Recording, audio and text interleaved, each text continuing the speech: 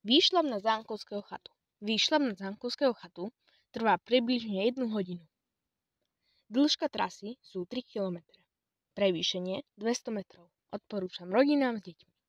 Ponúka nádherné výhľady a stade by som pokračoval na Skalnaté pleso alebo na Terryho chatu.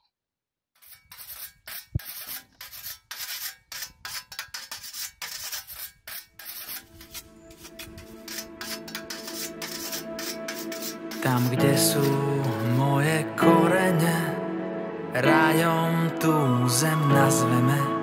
Tam, kde štíty mohutnia, kde stojí Tatier hora ozrutná, kde biely a čierny váh splýva, keď sa do Dunaja díva.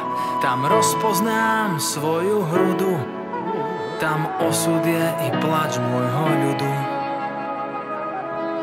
Mama, otec, za všetko vám ďakujeme, že v žilách mám vaše korene a krv, čo vo mne drieme, je korením tejto zeme.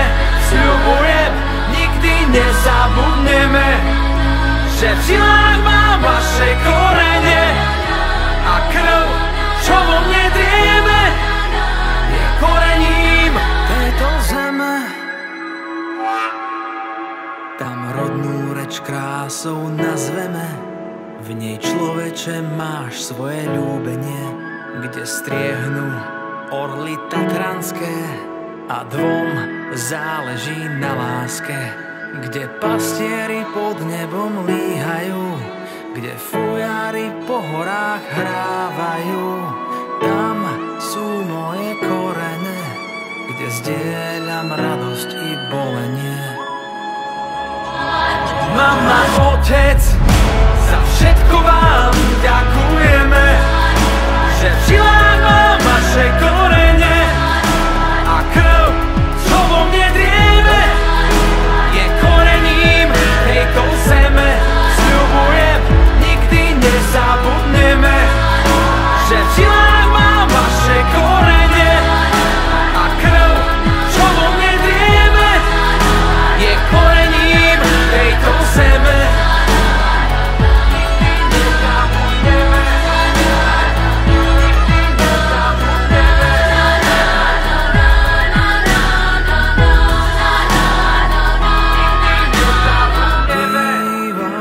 Dívam na miesta, kde som raz bol, už snívam, či splývam,